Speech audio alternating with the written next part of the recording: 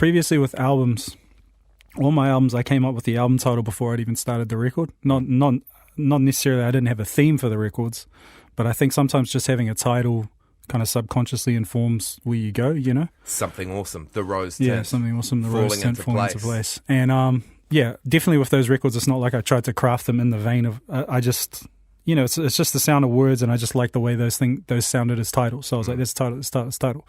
Whereas when I did this record, I didn't have anything clear in mind. I just started making songs, and it wasn't until I did that song that you know, I played it to my missus, and she really liked it, and she was like, yeah, you should definitely put that on your album. And then she was like, what's your album title? She was like, because that would be a good album title, you know?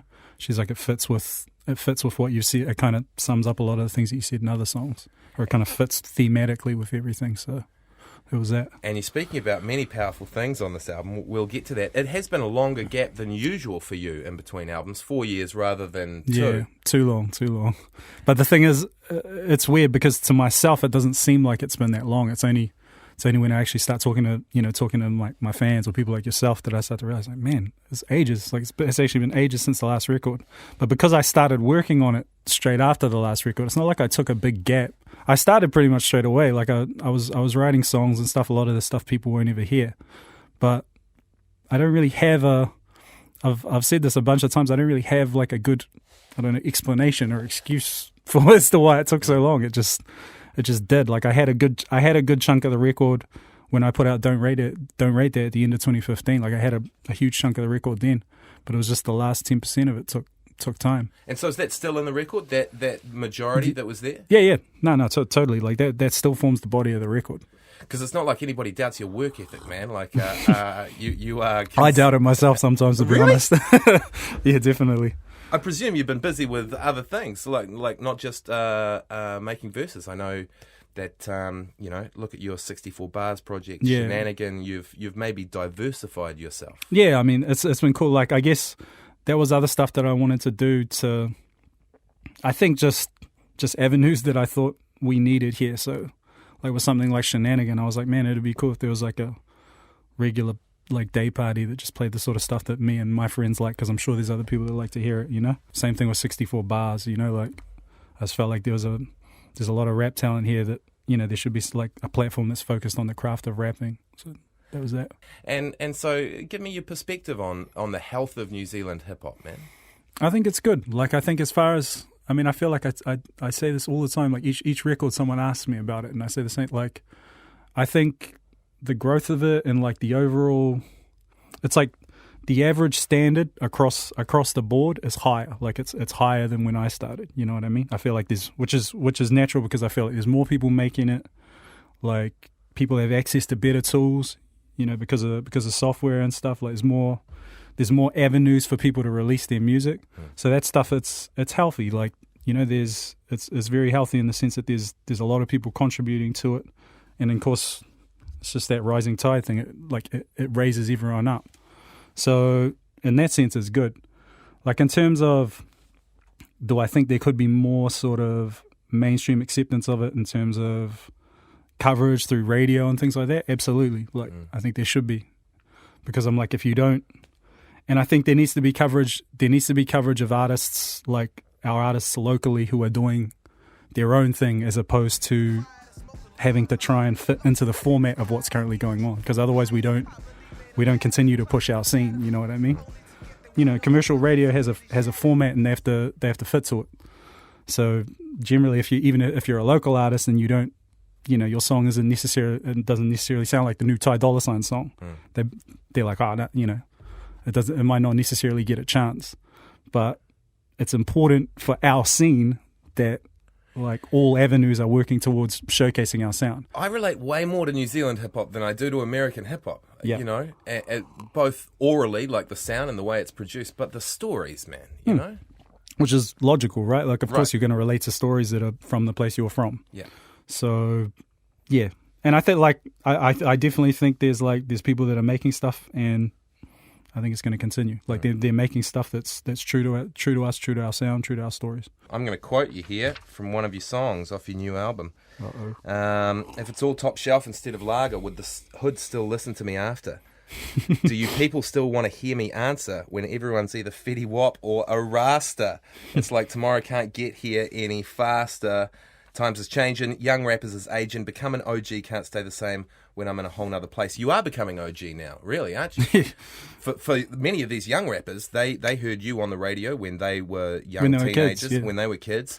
And now they're growing up and you're helping them out. I think this is an awesome place that you're in. Yeah, I mean, that is like, it's not really until, it really wasn't until we did the 64 bars thing that I started talking to some of them and I started to realize that, you know, someone like Lucan or Abdul, you know, like these guys were kids when I did Not Many. Yeah. You know, like Lucan will be like, man, Roastin was awesome. And he's, you know, I'm not sure how old he was like 13 or something when the Roastin. And the Roastin, like, I'm like, that's 2011. That doesn't seem that long ago to me.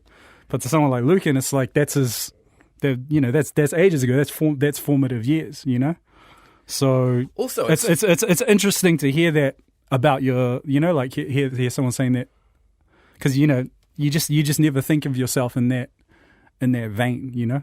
But it's happening to you now, and I like the fact that you're accepting it and owning it. And also, it occurs to me that there's no real role model for longevity in a rap career in New Zealand. Really, is there? No, not really. I mean, you're kind of carving that path, bro. And to be honest, prior to, I think it was Jay-Z that changed that even internationally. There was no sort of role model for longevity in rap, period. Yeah. Like, it was just like, you know, like, it's funny when you see things like, I remember seeing a thing that like dudes like Rakim and stuff aren't even that much older than Jay-Z is. But, you know, in terms of, if you, to someone who's outside of it, you'd be like, oh, Rakim, that's like 80s stuff. And, you know, but age-wise, they're actually super, like, they might even be the same age. I'd need to go and actually have a look at that. But I think it wasn't until Jay-Z, and now you have like Kanye and Eminem and, you know, even like Drake and stuff's 30. Like, you're starting to see that rap, you can have like a career in rap. You don't have to just be doing the dance, as long as you stay true to what the person that you are. And Drake's changed the game again because he's like, oh yeah, I rap, but I'm a singer also, and I'm actually just on every streaming service everywhere every month. Yeah, well, I mean, he's just the biggest artist in the world at the moment. In the last 10 years. Yeah. Although I do notice with you, man, like you don't just rap your verses, you also sing your choruses as well, and you can hold a tune. Have you ever thought about going full auto-tune and trying to get into into that Drake territory? Nah. I mean, Drake can sing for real. Like, he can... Really? I mean, I don't think he can... He's not like Luther Vandross or something. Sure. Do you know what I mean? But I'm sure he can sing for real. Like, obviously I know that there's tuning and stuff on his vocals, but he's legit, man. He's got a legit R&B mind. I don't really have... But you carry all of your hooks and there are like melodies because I love it's just because I love melody, and I grew up liking. Yeah. You know, I grew up like everyone else, listening to My FM, listening to R&B singles on the radio. So my whole idea of melody and stuff like that is informed by R&B. So I like that stuff, and you know, I write even the stuff that I'm not singing on, like on Fit In. Yeah. Like the chorus for Lorraine John, I wrote that. Like I'd love to like write for people who can legit sing. So you wrote melody and words. Yeah, for Fit In. Yeah. Oh, awesome. Yeah. And the two-step beat, was that something you wanted to get in there? I always wanted to do like because I always like that sound. Like I love that like Artful Dodger, Craig David era. Late 90s. Late 90s, early 2000s. That, you know, that stuff that was massive on the radio. Like I always liked that. And I didn't actually come up with the beat. Obviously, it was Styles and Nick from Australia who made it. But they sent me like a demo, and it had that section, and it had another section which kind of went into a more like live drums thing. And I was like, fuck, this beat's like, they had it listed as an idea, and I just took it and I was like, chopped off the live bit, and I was like, this part's cool because I've always wanted a two-step type beat. And then I just, you know, I wrote a song to it and I sent it back to them, and I was like, yeah, hope you don't mind, I just like this bit. And I was kind of worried like they might be offended by the fact I've changed their song or whatever. But they came back and they were like, yo, yeah, that's cool, man, let's do it. It's clear when you listen to Hood Country Club that you've got a pretty wide musical palette, and you're a very gifted rhyme artist, David. You've always fired shots, now sometimes at other rappers, sometimes at the music industry, but on this album, Hood Country Club, you get properly political in more than one song. You are addressing some serious social issues. Yeah, I guess. It's not like it's weird to even Bro, you call think out about finance companies, the welfare state, immigration, foreign ownership, the media. You don't pull too many punches. And look, I just think it takes serious self-confidence to do that. I mean, it takes self-confidence to get up and be a rapper and say, I can do this. To get up and then rap about serious opinions and then try and fit that into, you know, your art form, which is hip-hop. That's really courageous, I think. I think it's just... Because the thing is, everyone can talk about that stuff around the dining table, right? Yeah. Everyone's got an opinion. Like politically, everyone's got an opinion on what we should be doing. I think, that's kind of the way I approach music. Like, I don't think about it too... I mean, I definitely think about my convictions and what I'm trying to get across. But I don't think about it too much in terms of, like, having to be brave or anything like that, because I'm like, this is just, like, at the end of the day, my music is my thoughts, my opinions, you know? So... It definitely wasn't like some conscious choice like, I need to be more political or anything like that. That's just a product of as you get older or just where your head is at that time. These are the sort of things that I've been thinking about, you know? And especially, you know, after coming home from New York and I've spent the majority of my time back in New Zealand writing this record. So, you know, I have been paying more attention to what's going on here politically. I have been more in the neighborhood I grew up. You know, I've been in South Auckland, like looking around and seeing what's going on. So I think it's just natural that those are the things I'm going to talk about. Congratulations on the album, David. It's a really superb listen. It's really well varied. It's really well thought through, and you're increasing in skill as a rapper. Huh? Like I went back and listened to your Not Many verse, and bro, it's still timeless. It's great. Yeah. But you're much more complex as a rapper, I think, these days, and still making it look easier, which has got to be the trick, right? That's the thing. Like, I always want to try and make it. Yeah, I can't stand. I think definitely at the moment there's like a trend in rap where I feel like it's like a post Kendrick type thing where Kendrick can do it, but you hear a lot of other people. It's like there's been this thing where everyone like tries to like overly switch up their flow and do like funny patterns and stuff like that kind of go against the grain of they kind of just don't sit on the beat properly to me. Right. And I've never been into that. Like, I've just always liked dudes who sounded smooth, you know? So that's why I like Snoop, Warren G, like dudes like that growing up. I think there's a fine balance between complexity and in rap and just sounding lame. if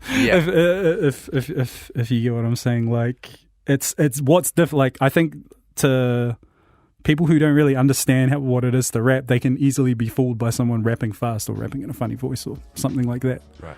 Whereas it's like that's not necessarily that impressive, you know? Like, it's when someone's able to sit in the pocket. It might sound simple, but it's like if they're sitting in the pocket of the beat and like every rhyme is like hitting at the right place, or they're continuously rhyming the same sound or something. That's the stuff that's like really technical, you know? Going to an old geezer, this happens on its own time, at its own leisure. Been waiting on some newsstands through the speakers that made me put the controller down on FIFA. But either they're trying too hard for a hit today, or they rhyming when they really ain't got shit to say. I hate to be that guy, but I have to. This rap thing is more than dad hats and a tracksuit. It's more than having braids or some tattoos, posing in your videos like your bad dudes. They tell us keep it G if you knew that you don't. Worst choice of words since Julius Sloan. But shit, you sound high case, you could get adjourned. Ushered out the courtroom, fuck it, let it burn. What I get, I earn. Your missus still wishes she could get a turn. Feeling like Snoop with a better perm. That's pimp shit. I let it all hang out on these tracks. You're a nip slip. Tell your bird to quick. On top like a lip trick. Got a set of clippers for anyone trying to nitpick. Or split heads, you could catch a quick fade. Number one stunner, put respect on this name. It's Dave, fuck up off of this wave. Tell Charlamagne I ain't no baby in this game. Shit's ingrained, right? So how they thought I caught a wrist sprain. World crazy and insane, maybe I was lazy or pissed, man. Didn't hit Facebook to explain. You didn't know I still got the hottest flow. Question marks over me disappear like a Mario Trust. Fucks up by the look of things. I say nothing much. These albums got me skipping like it's double dutch. And don't try front on us for a couple bucks. Since it plays, you be selling out your mother stuff. I'm taking out the rubbish cuts, yeah. Stop pushing in the circle, you get melee. grade A. Each and every day, babe, still getting spins like a Beyblade. Shit's cray-cray, that's what they say. I'm from AK, at today's rate you gotta vacate unless you pay grace. Seen a maid make the trips out the Quake State just to change pace. Now I'm thinking that it ain't safe. The Yanks aren't the only ones that ain't great. Lord help us when these dudes try and race bait. Don't tell me about no Dawn Brass, Dawn Trunk, cause neither of these fools ain't never been to Dawn once. Yeah, MCN post comments on stuff. He ain't no economist, and tell him keep his gob shut. And get up off John's nuts, talking about free markets when whole families living Hondas. This trickle down thing been fucking up some commas, and in the future might turn some man into monsters. But end of the day, I'm just an artist that grew up Papa K from the all-title markets. Papa Toy where started, marked the calendar. Only wins I had came with a case manager. Brick phone, didn't even have a lane camera. No color screen, I'm talking snake game caliber. Still the same character, still out for 2 and knocking out Shane Cameron. Ha, still wanting things I cannot afford. Still spotting undercover in the Commodore. Still drop 64 plus 4 like it's not a chore. The scene's best staying on, man, I'm putting on them all. D-Dog.